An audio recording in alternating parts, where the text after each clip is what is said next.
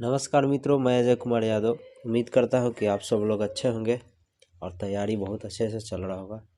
दोस्तों, आज हम लोग धातु और अधातु चैप्टर का ऑब्जेक्टिव पढ़ेंगे। तो चलिए सीधे सवाल की ओर चलते हैं, क्योंकि समय बहुत कम है और हम लोग को पढ़ना है। इसमें से टोटल हम लोग पढ़ेंगे 85 ऑब्जेक्टिव, जो आप लोग ध्यान से देखिएगा। इसको देखने के बाद आपको इस चैप्टर से कोई भी ऑब्जेक्टिव अगर बोर्ड में आता है तो आप कंप्लीट, मैं गारंटी देता हूं कि आप बना दीजिएगा। चलिए हम लोग चलते हैं सवाल की ओर। पहला सवाल है, निम्नलिखित में कौन अधातु है? तो इसमें तो कार्बन होता है, एल्युमिनियम, सोडियम, कैल्शियम, ये सब तो धातु है। तो चलिए दूसरा नंबर सवाल है, कौन सा उपधातु है? तो उपधातु इसमें दूसरा नंबर सवाल है, ये हो जाएगा आपका सी, जर्मेनियम उपधातु है। अगला सवाल है, जिंक ब्लेड निम्नलिखित में से किस धातु का अयस्क है? जिंक ब्लेड किस धातु का अयस्क है?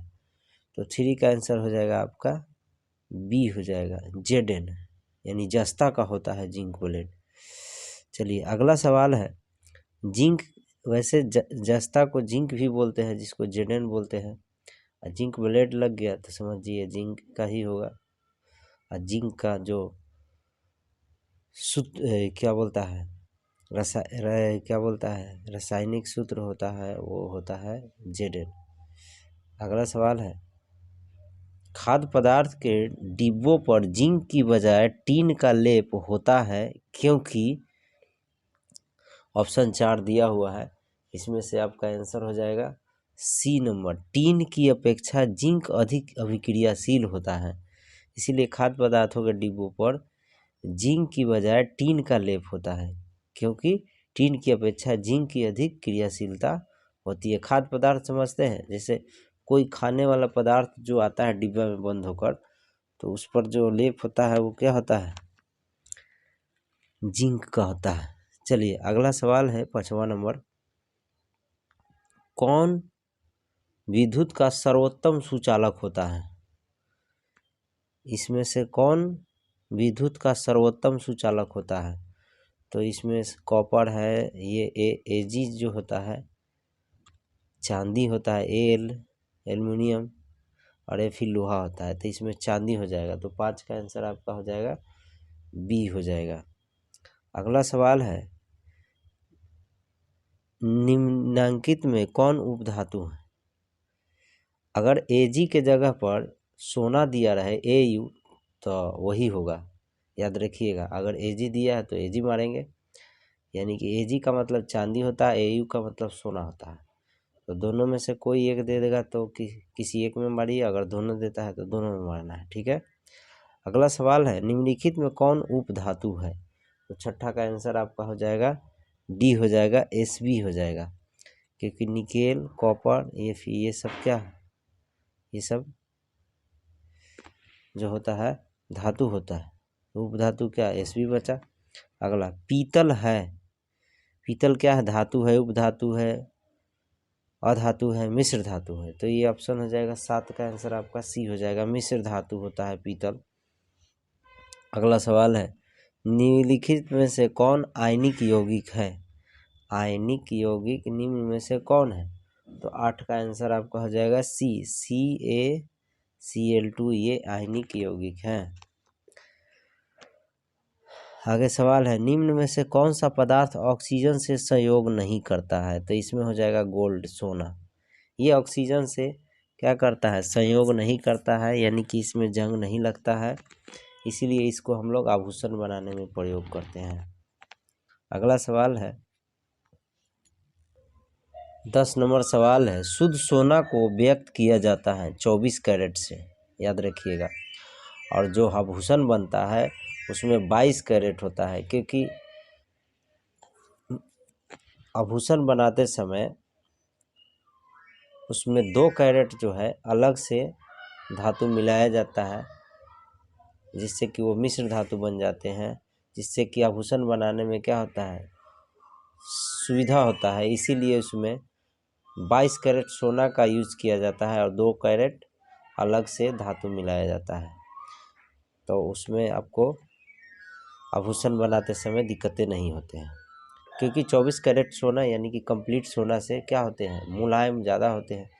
तो जो भी आभूषण बनाएंगे वो जल्दी क्या हो जाएंगे, मुड़ जाएंगे, जल्दी उसको खराब हो जाएंगे। इसीलिए इसमें 2 कैरेट क्या मिलाया जाता है, अलग से मिश्र धातु के रूप में मिलाया जाता है धातु। चलिए अगला सवाल है, बहुत इंपॉर्टेंट सवाल है। आप देख सकते हैं कितना सवाल परीक्षा में पूछा गया है। कौन सा अधातु कमरे के ताप पर द्रव होता है? तो कमरे के ताप पर अधातु कहेगा तो ब्रोमीन होगा, अगर धातु कहता तो पारा होता है, याद रखिएगा। अधातु कहेगा कमरे के ताप पर तो ब्रोमीन होगा, और धातु कहेगा तो पारा होगा। पारा समझते हैं ना, जो बुखार नापते हैं ना, तो बुखार नापने वाला जो यंत्र होता है उसमें पारा होता है, जिसको मरकरी भी बोलते हैं। ठीक है, एक मरकरी होता है बरने वाला, तो वो मरकरी नहीं होता है। ये जो पारा है होता है, जो बुखार नापा जाता है, उसमें जो पानी जल जैसा रहता है वो उसी को हम लोग पारा बोलते हैं, तो वो धातु होता है। ये जो होता है कमरे के ताप पर द्रव अवस्था में होता है, ये ब्रोमीन होता है, तो ये अधातु होता है, याद रखिएगा। तो 11 का आंसर आपका ए हो जाएगा। सीसा और टीन की मिश्र धातु को क्या बोलते हैं? सीसा और टीन धातु के मिश्र धातु को हम लोग क्या बोलते हैं? सोल्डर बोलते हैं। सीसा और टीन की मिश्र धातु को सोल्डर बोलते हैं। अगला सवाल है 13 नंबर, निम्नलिखित तत्वों में किसकी आयनन ऊर्जा अधिकतम होती है? इसमें सबसे आयनन ऊर्जा जो होता है अधिक, वो फ्लोरीन का होता है। तो 13 का आंसर आपका हो जाएगा बी हो जाएगा। निम्नलिखित में कौन अधिक अभिक्रियाशील होता है? अगर इसमें देखा जाए तो सबसे अभिक्रियाशील जो होता है वो आपका हो जाएगा Ag सोना है, Au चांदी है, Hg मरकरी है, तो इसमें तो कॉपर ही बच गया आपको। 14 का आंसर आपका हो जाएगा कॉपर।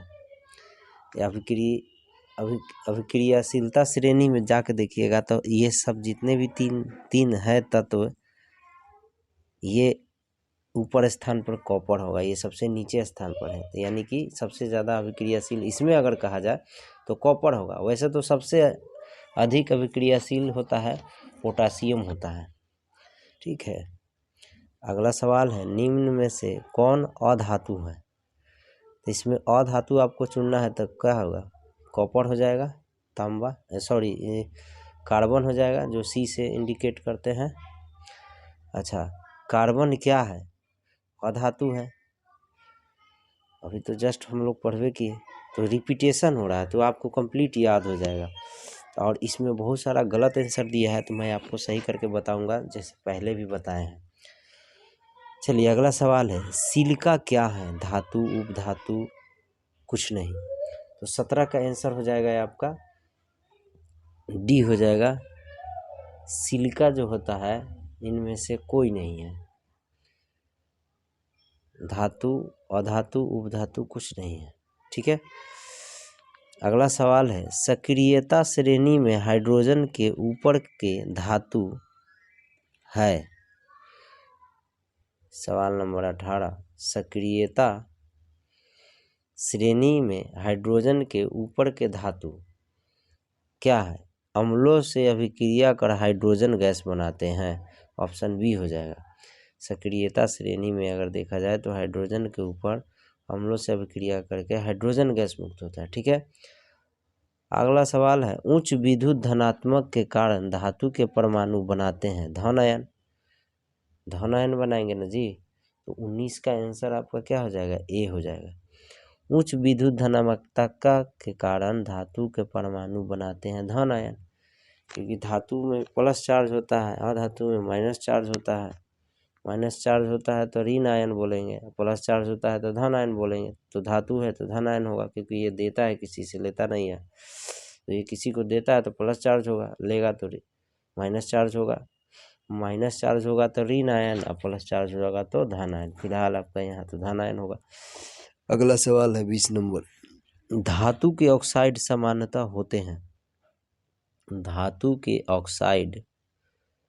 ऑक्साइड सामान्यतः होते हैं, ये होते हैं क्षारकीय। याद रखिएगा।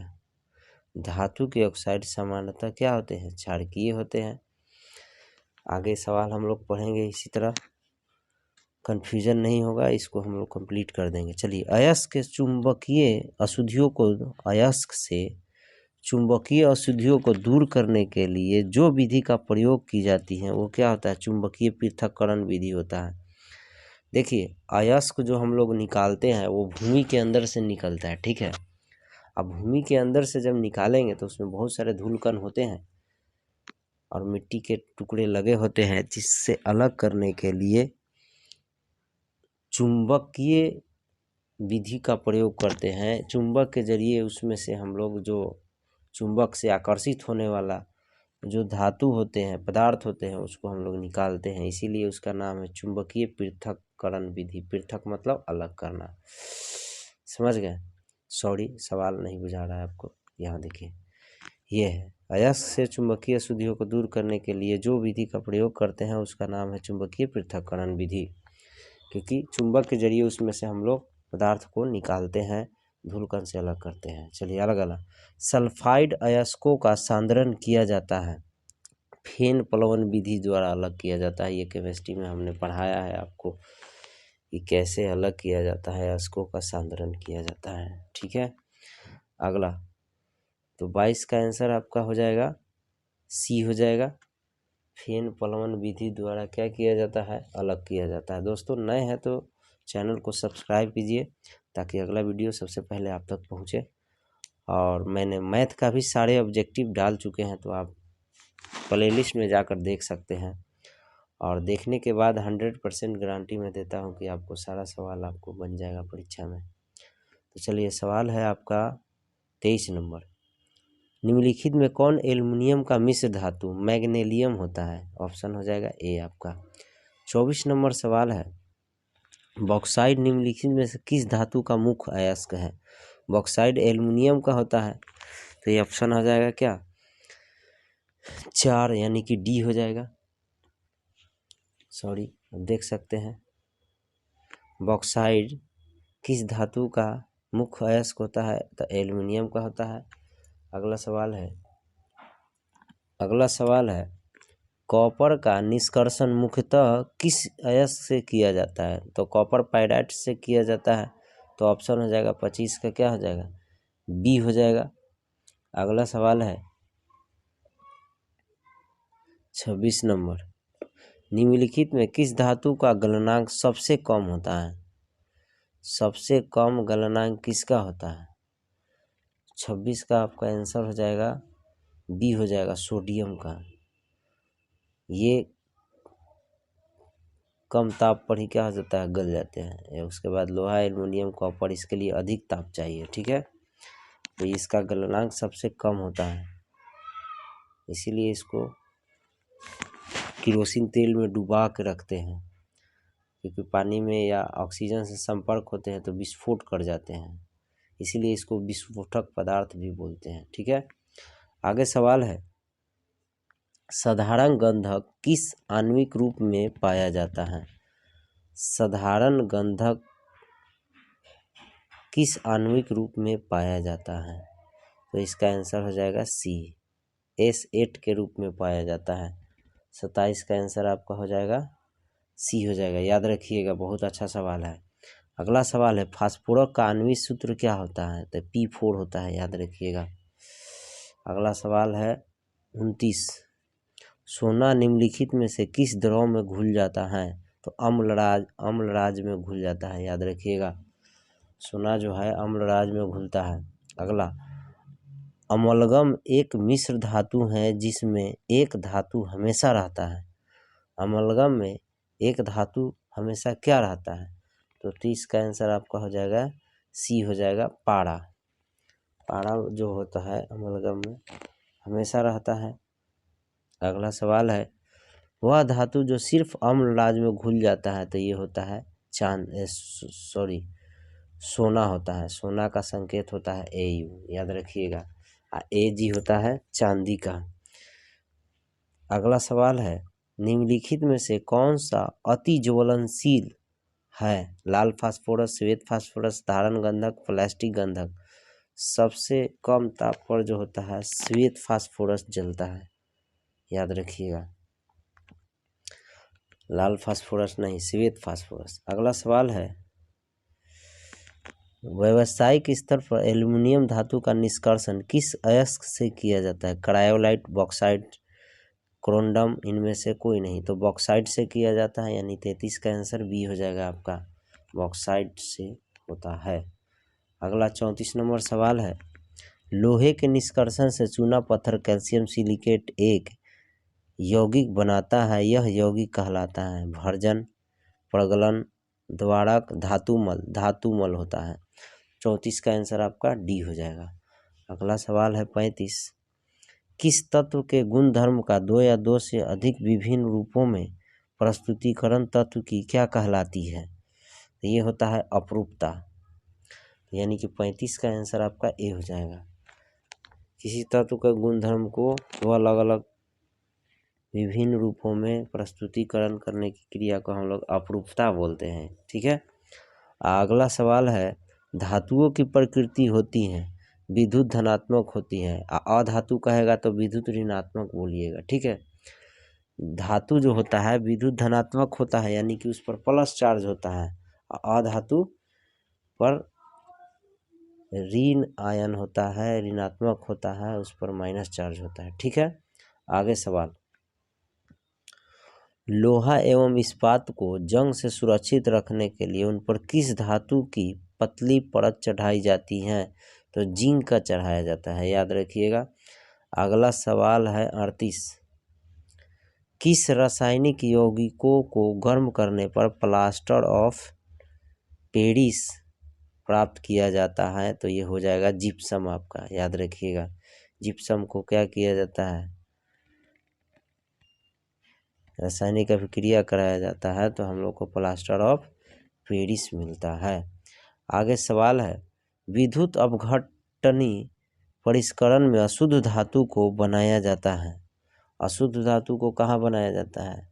एनोड पर, कैथोड पर, अपघट्य, इनमें से सभी। तो 39 का आंसर हो जाएगा ए, एनोड पर बनाया जाता है। सॉरी, ये देख सकते हैं, एनोड पर बनाया जाता है। अगला सवाल है, निम्नलिखित में कौन सबसे अधिक अभिक्रियाशील धातु है? इसमें अगर बात किया जाए तो सबसे अभिक्रियाशील धातु होता है पोटेशियम, यानी कि डी हो जाएगा आपका आंसर। अगला सवाल है, जब मैग्नीशियम फीता को जलाया जाता है तो उत्पन्न आग की लौ कैसी होती है? चमकीली, उजला होता है, ठीक है। आगे सवाल है आपका, एक्वारेजिया यानी रॉयल जल किस अनुपात में सांद्र हाइड्रोक्लोरिक अम्ल एवं सांद्र नाइट्रिक अम्ल का ताज़ा मिश्रण होता है? तो ये ऑप्शन हो जाएगा आपका C3:1 होता है, याद रखिएगा। आगे सवाल है, अपने शुद्ध रूप में धातु की सतह होती हैं चमकदार, खुरदुरदार, काला, इनमें से कोई नहीं, चमकदार होता है, याद रखिएगा। ये धातु के हम लोग गुण जो पढ़े थे उसमें बताया गया है, इस धातु क्या होते हैं? चमत्कार होते हैं, और उसको पीटने पर चादरा बनाया जा सकता है, उसके लंबे तार खींचा जा सकता है, ये सब गुण है। उसी से संबंधित अब सवाल आपको मिलेंगे। देखिए, धातु का पतले तार के रूप में खींचने की क्षमता को हम लोग क्या बोलते हैं? तन्यता बोलते हैं, याद रखिएगा। जब पतले तार खींचा जाएगा तो उसको तन्यता बोला जाता है, और चदरा बनाया जाता है तो उसको आघात वर्धयता बोला जाता है। तो ये आपका बी हो जाएगा 45 का आंसर। 46 नंबर सवाल है, जो धातुएं कठोर सतह से टकराने पर आवाज़ उत्पन्न करती है उन्हें क्या बोलते हैं? ध्वनिक बोलते हैं, सोनरस बोलते हैं, यानी कि जिससे आवाज़ निकलता है, ठीक है। आगे सवाल है, सबसे अधिक तन्य धातु होते हैं, इनमें से कौन होते हैं? चांदी, तांबा, एल्युमिनियम, सोना। तो आप क्या बताइएगा? सोना सबसे अधिक तन्य होता है, सोना। यदि सोना नहीं रहता तो चांदी में मारते, ठीक है। ये ऑप्शन हो जाएगा 47 का आपका डी हो जाएगा।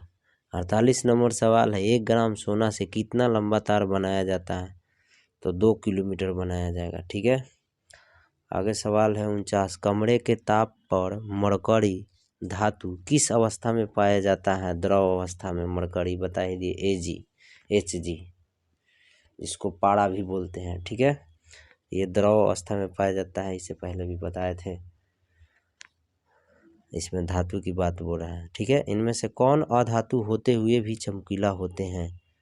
अधातु होने के कारण भी चमकीला होते हैं, तो ये हो जाएगा आपका आयोडीन, यानी कि 50 का आंसर सी हो जाएगा। आयोडीन अधातु होते हैं लेकिन चमकीला होते हैं, और चमकीला जो गुण होता है वो धातु का होता है, लेकिन ये एक अपवाद है, याद रखिएगा कि ये अधातु होने के बाद भी क्या होते हैं?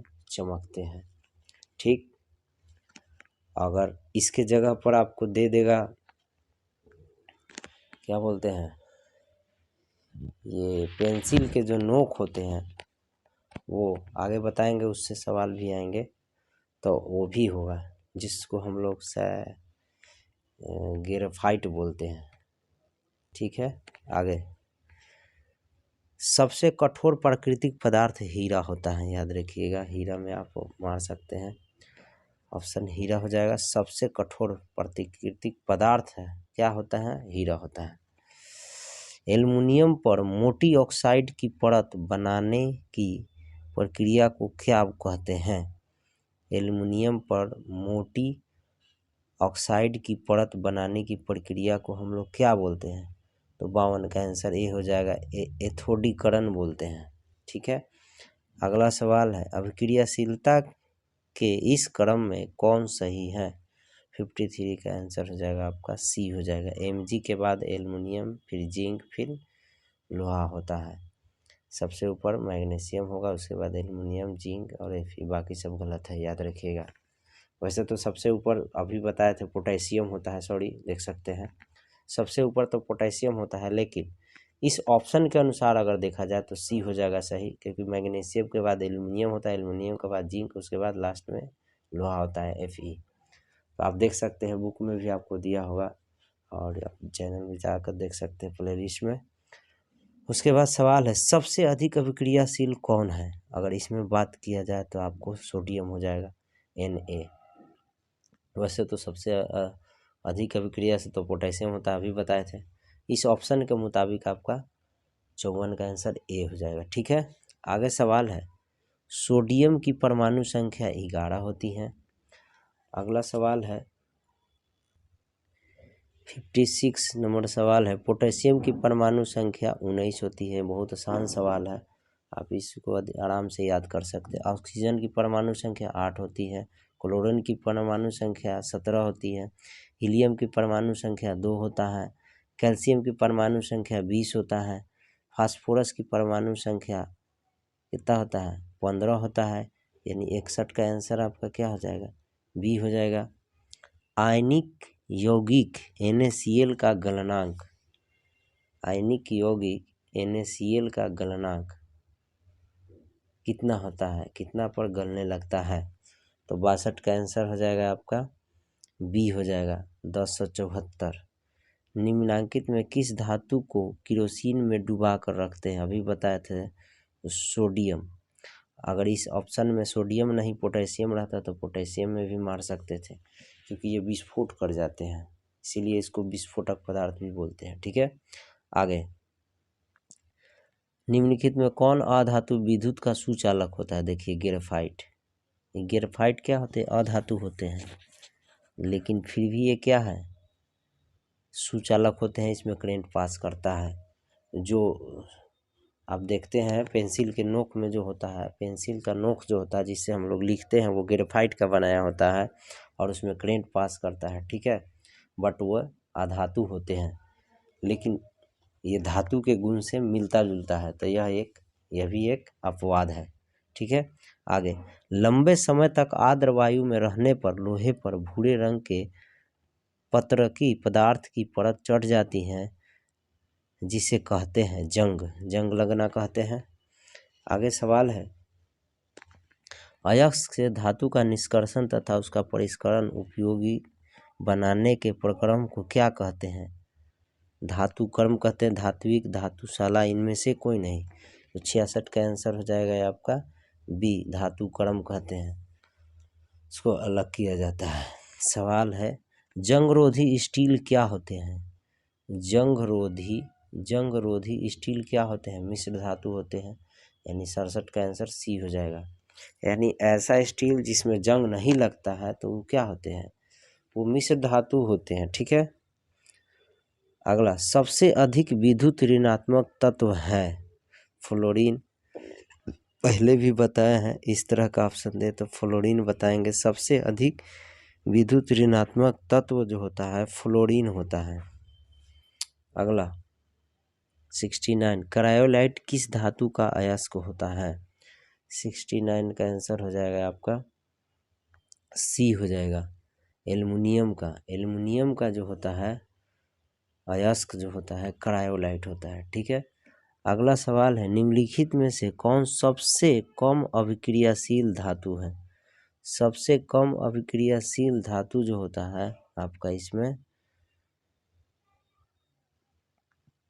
सबसे कम अभिक्रियाशील धातु जो होता है 70 का आंसर ए हो जाएगा, एल्युमिनियम हो जाएगा। लेकिन इसमें आपका ऑप्शन गलती दिया है। ठीक है, तो याद रखिएगा। सॉरी, इसका आंसर जो है गलत है। इसका आंसर सही आपका बुक में दिया है, सी हो जाएगा, यानी कि लोहा हो जाएगा सबसे कम क्रियाशील इस ऑप्शन के मुताबिक। ठीक है, आगे किस धातु को चाकू से आसानी से काटा जा सकता है? तो आसानी से चाकू से जो काटा जाता है वह जो है धातु होता है आपका एल्युमिनियम, सोडियम, मैग्नीशियम, कॉपर।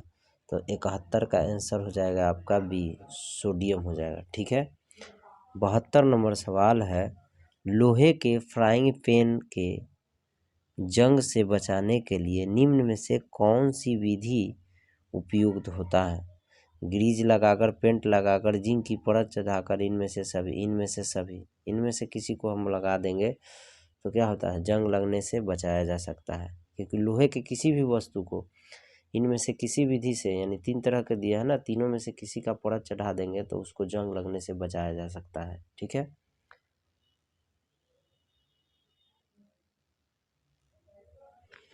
निम्नलिखित में सबसे भारी धातु कौन होता है? यूरेनियम होता है, याद रखिएगा। भारी धातु का बात होगा तो यूरेनियम हो जाएगा। अगला सवाल है जस्ता का अयस्क होता है। जस्ता का अयस्क कौन होता है? 74 का आंसर बी हो जाएगा, जिंक ब्लेड, याद रखिएगा। बहुत अच्छा सवाल है, आप देख सकते हैं परीक्षा में कितने बार आया है। सिलिकॉन है एक, क्या है? सिलिकॉन जो होता है वो होता है उप धातु होता है, याद रखिएगा। अगला सवाल है आभूषण बनाने वाला सोना होता है 22 कैरेट का होता है, जिससे हम लोग आभूषण बनाते हैं वो 22 कैरेट का होता है, इससे पहले भी बताए थे। और शुद्ध सोना का सवाल पूछे तो 24 कैरेट बताइएगा। ठीक है, आगे सवाल है 77 कौन सा उत्कृष्ट तत्व है? Iodine, silicon, bromine, argon. Argon हो जाएगा। उत्कृष्ट या निष्क्रिय बताए तो यही बताना है। ठीक है, अगला सवाल है ताम्र एवं टीन के मिश्र धातु को क्या बोलते हैं? तांबा एवं टीन के मिश्र धातु को हम लोग क्या बोलते हैं? 78 का आंसर हो जाएगा आपका ए, कांसा। ठीक है, आगे सवाल है सोना की परमाणु संख्या कितनी होती है? 79 होती है, याद रखिए। अगला सवाल है कमरे के ताप पर द्रव अवस्था में रहने वाला धातु, धातु बोल रहा है तो धातु बोल देगा तो क्या बोलेंगे? पारा। ठीक है, अधातु कहता तो ब्रोमीन। इससे पहले हम लोग पढ़ चुके हैं सवाल। अगला सवाल है क्यूपराइट निम्नलिखित में से किस धातु का अयस्क है? तो क्यूपराइट जो होता है कॉपर का अयस्क होता है, यानी कि 81 का आंसर सी हो जाएगा आपका। 82 नंबर सवाल है गंधक की परमाणु संख्या, गंधक मतलब सल्फर होता है, सल्फर की परमाणु संख्या कितना होता है? तो 16 होता है। 82 का आंसर क्या हो जाएगा? सी हो जाएगा। अगला अधातु के ऑक्साइड होते हैं, इससे पहले हम लोग धातु पढ़े थे तो क्या होता है? क्षारीय। और अधातु कह रहा है तो अम्लीय हो जाएगा। ठीक है, अधातु के ऑक्साइड होते हैं तो क्या हो जाएगा? अम्लीय। धातु कहेगा तो क्षारीय है। ठीक है, अगला सवाल है, ऐसे तत्व जो इलेक्ट्रॉन त्याग कर धनात्मक आयन बनाते हैं उसे क्या बोलते हैं? धातु बोलते हैं। इलेक्ट्रॉन त्यागता है यानी देता है तो वो क्या हो जाएगा? धातु कहलाएगा। और जो लेता है वो अधातु कहलाता है, उस पर ऋण आयन होता है। ठीक है। अगला सवाल है और अंतिम सवाल है, स्टेनलेस स्टील में लोहा एवं कार्बन के अलावे अन्य तत्व रहते हैं, वो कौन होते हैं? तो आपका आंसर हो जाएगा निकेल एवं क्रोमियम। स्टेनलेस स्टील में ये सब मिलाया जाता है। ठीक है। उम्मीद करता हूँ कि आपको समझ में आया होगा, और नए हैं तो चैनल को सब्सक्राइब कीजिए और अपने दोस्तों को भी शेयर करिए। धन्यवाद। मिलते हैं नेक्स्ट चैप्टर में।